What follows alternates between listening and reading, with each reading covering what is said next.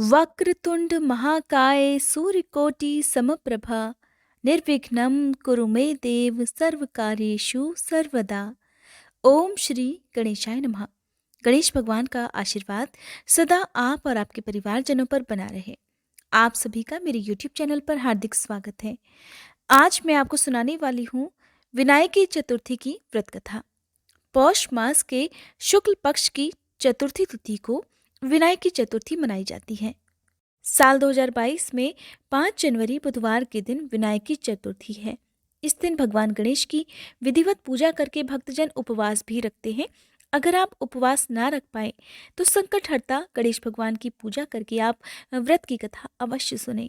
कहते हैं जीवन में अगर अपार दुख हैं और आपकी परेशानियों का अगर अंत ना हो रहा हो या संतान से जुड़ी समस्याएं जिन भी माताओं को या जिन भी भक्तजनों को है, तो ऐसे लोग बुधवार के दिन पड़ने वाली विनायकी चतुर्थी का व्रत अवश्य रखें। व्रत ना रख पाए तो आप विधिवत पूजा करके आज के दिन भगवान गणेश को लड्डू या मोदक का भोग लगाएं या उन्हें हरी दूर्वा भी आप अर्पित कर सकते हैं या केवल पान सुपारी और हरी इलायची अर्पित करके भी आप भगवान गणेश का आशीर्वाद प्राप्त कर सकते हैं। विनायकी चतुर्थी के दिन चंद्र देवता के दर्शन करके ही रात को उपवास खोला जाता है। अगर आप उपवास नहीं भी रखते हैं तो भी आज के दिन रात के समय चंद्र देवता के दर्शन करना बहुत शुभ मानते हैं। आज की वीडियो में मैं आपको सुनाऊंगी विनायकी चतुर्थी की व्रत कथा।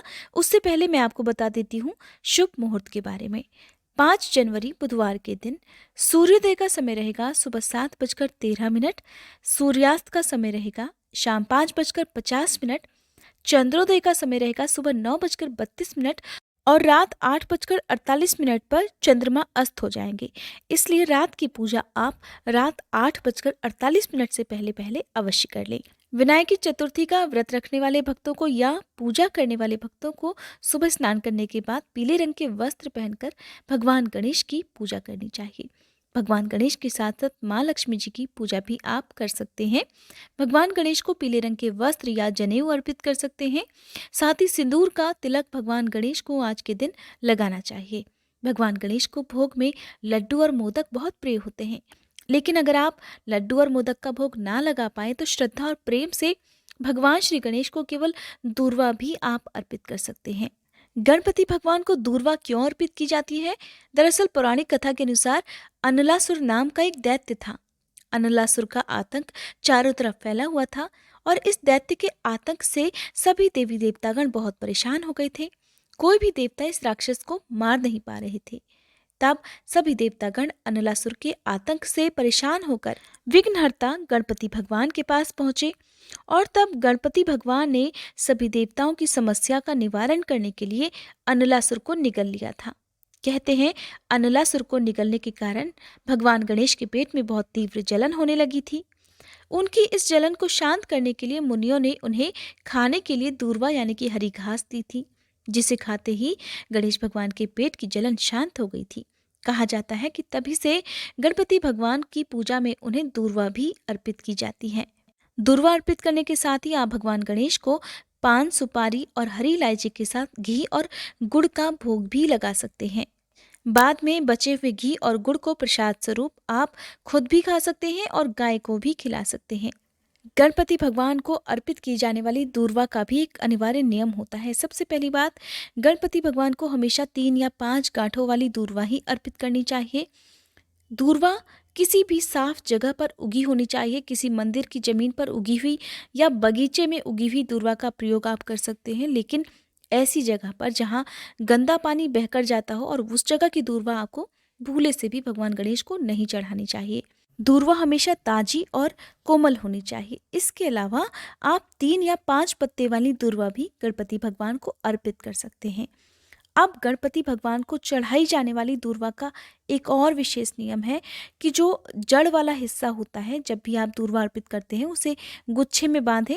जिस तरह से समीधा बांधी जाती है, दूर्वा में आप गांठी लगा लें या कलावा से आप उसे बांध सकते हैं। उसके बाद दूर्वा को इस तरह से रखना है कि नुकीला हिस्सा आपकी तरफ और जो जड़ वाला हिस्सा है वो गणपति भगवान की मूर्ति के पीछे की तरफ दिखता हो। कहते हैं विधिवत दूर्वा अर्पित करने से और मन में विश्वास रखने से गणपति भगवान सारी मुरादें पूरी कर देते हैं। आइए भक्तजनों, अब सुनते हैं विनायकी चतुर्थी की व्रत कथा। कथा प्रारंभ करने से पहले आप सभी से अनुरोध है, कमेंट बॉक्स में गणपति भगवान की जय लिखना मत भूलिएगा। पौराणिक कथा के अनुसार बहुत समय पहले की बात है, भगवान विष्णु का विवाह लक्ष्मी जी के साथ सुनिश्चित हो गया। अब विवाह की तैयारियां भी होने लगी। खूब धूमधाम से विवाह की तैयारियां हो रही थी। सभी देवताओं को निमंत्रण भेजे गए, परंतु गणेश जी को निमंत्रण नहीं दिया गया। कारण जो भी रहा हो, अब जब भगवान विष्णु की बारात जाने का समय आ गया, तो वहां पर उपस्थित देवता, जो सभी अपनी अपनी पत्नियों के साथ समारोह में सम्मिलित होने के लिए आए थे, विष्णु भगवान की बारात में जाने की तैयारियां करने लगे। उन सब ने देखा कि गणेश जी कहीं दिखाई नहीं दे रहे हैं। तब वे सभी आपस में चर्चा करने लगे कि क्या बात है, गणेश जी कहीं दिखाई नहीं दे रहे, उन्हें न्योता नहीं भेजा गया या फिर वे किसी कारण नाराज होकर विवाह समारोह में नहीं आए हैं। आपस में वे चर्चा करने लगे। अब सब हैरान हो रहे थे, किसी को कोई जवाब मिल ही नहीं रहा था। तब सभी देवतागण और उनकी पत्नियों ने विचार किया कि क्यों ना विष्णु भगवान से ही इसका कारण पूछ लिया जाए। अब जब सबने मिलकर विष्णु भगवान से पूछा, तो विष्णु भगवान कहने लगे कि हमने गणेश जी के पिता भगवान महादेव को न्योता भेज दिया है। अगर गणेश जी अपने पिता के साथ आना चाहते तो आ जाते, अलग से न्योता देने की कोई जरूरत भी तो नहीं थी। और दूसरी बात यह है कि उनको खाने के लिए 1.25 मन मूंग, 1.25 मन चावल, 1.25 मन घी और 1.25 मन लड्डू का भोजन भी तो दिन भर में चाहिए। अगर गणेश जी नहीं आएंगे तो कोई बात नहीं, दूसरे के घर जाकर इतना सारा खाना पीना अच्छा भी तो नहीं लगता।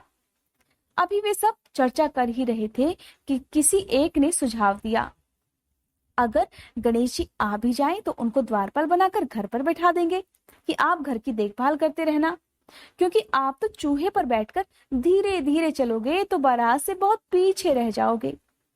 और ये सुझाव सबको पसंद भी आ गया। तब विष्णु भगवान ने भी अपनी सहमति दे दी। अब नारद मुनि को किसी तरह गणेश भगवान को बुलाने के लिए भेजा गया। गणेश भगवान ने जैसे ही निमंत्रण सुना, वे जल्दी जल्दी भगवान विष्णु के विवाह में सम्मिलित होने के लिए आ गए।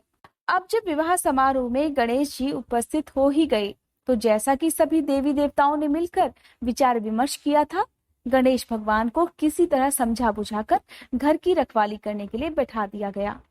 अब बारात चल दी। सभी देवी देवता बारात के साथ साथ चल दिए। अब नारद मुनि वहां रह गए। तब नारद जी ने देखा कि गणेश जी तो दरवाजे पर ही बैठे हुए हैं। तब वे गणेश जी के पास गए और उनसे रुकने का कारण पूछने लगे। क्या बात है गणेश जी, आप द्वार पर इस तरह से क्यों बैठे हुए हैं? विष्णु जी ने तो आपको अपने विवाह में सम्मिलित होने के लिए बुलाया था, वे आपको अपने साथ बारात में लेकर नहीं गए? कहीं ऐसा तो नहीं कि वो आपको अपने घर का द्वारपाल बनाकर यहाँ छोड़ गए हों? अब जब गणेश भगवान को सारी बात समझ में आई, तो वो बड़े क्रोधित होकर कहने लगे, नारद जी, तब तो विष्णु भगवान ने मेरा बड़ा अपमान किया है। क्योंकि नारद मुनि तो सारा हाल जानते थे। उन्हें पता था गणेश भगवान के बिना विष्णु भगवान की बारात तो आगे जा ही नहीं सकती। तब वे गणेश भगवान को कहने लगे कि अगर आप अपनी मूषक सेना को आगे भेज दें तो वो रास्ता खोद देगी, जिससे सबके सब वाहन धरती में धंस जाएंगे, और तब तो विष्णु भगवान को आपको सम्मान पूर्वक अपनी बारात में बुलाना ही पड़ेगा। अब भला किस बात की देर थी। गणेश जी ने तुरंत अपनी मूषक सेना को जल्दी से आगे भेज दिया, और उनकी मूषक सेना ने देखते ही देखते जमीन खोखली कर दी। जब बारात वहां से निकली तो रथों के पहिए धरती में धंस गए।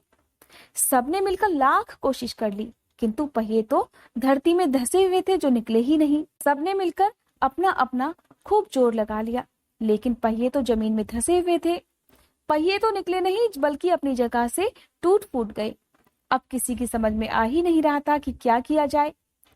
अब नारद जी, जो कि विष्णु भगवान की बारात में पहुंच चुके थे, कहने लगे, आप लोगों ने गणेश जी का अपमान करके बिल्कुल भी अच्छा नहीं किया। अगर आप उन्हें मनाकर अभी भी लाएं तो आपका कार्य सिद्ध हो सकता है और ये संकट भी दूर हो सकता है। तब शंकर भगवान ने अपने दूत नंदी को भेजा, और नंदी किसी तरह समझा बुझाकर मनाकर गणेश जी को लेकर आए। अब गणेश जी का आदर सम्मान किया गया, उनकी पूजा की गई। तब कहीं जाकर रथ के पहिए निकले। अब रथ के पहिए तो निकल चुके थे, लेकिन टूट फूट चुके थे। अब उन्हें सुधारे कौन? पास के ही खेत में एक खाती यानी कि किसान काम कर रहा था, उसे बुलाया गया। खाती अपना कोई भी कार्य प्रारंभ करने से पहले ओम श्री गणेशाय नमः कहता था। अब जब सब लोग ने उससे निवेदन किया तो खाती ओम श्री गणेशाय नमः कहकर मन ही मन गणेश जी की वंदना करने लगा और देखते ही देखते खाती ने सभी पहियों को ठीक कर दिया। पहियों को ठीक करने के बाद खाती कहने लगा, हे देवताओं, आपने सबसे पहले गणेश जी को नहीं मनाया होगा और ना ही उनकी पूजा की होगी, इसीलिए तो आप सबके ऊपर ये संकट आया है। हम तो मूर्ख और अज्ञानी हैं, लेकिन फिर भी सबसे पहले गणेश जी की पूजा करते हैं, उनका ध्यान करते हैं। लेकिन आप तो देवतागण हैं, फिर भी आप गणेश जी को कैसे भूल गए? अब आप लोग भगवान श्री गणेश की जय बोलकर जाएं, तो आपके सभी काम बन जाएंगे और कोई संकट भी नहीं आएगा। ऐसा कहते हुए बारात वहां से गणेश भगवान को अपने साथ लेकर चल दी और फिर धूमधाम के साथ विष्णु भगवान का लक्ष्मी जी के साथ विवाह संपन्न हो गया और सभी सकुशल घर वापस लौट आए। हे गणेश जी महाराज, आपने जैसा कार्य विष्णु भगवान का सिद्ध किया, ऐसा ही कार्य इस कथा को कहने वाले और सुनने वाले सभी के सिद्ध करना। बोलिए विघ्नहर्ता गणेश भगवान की जय।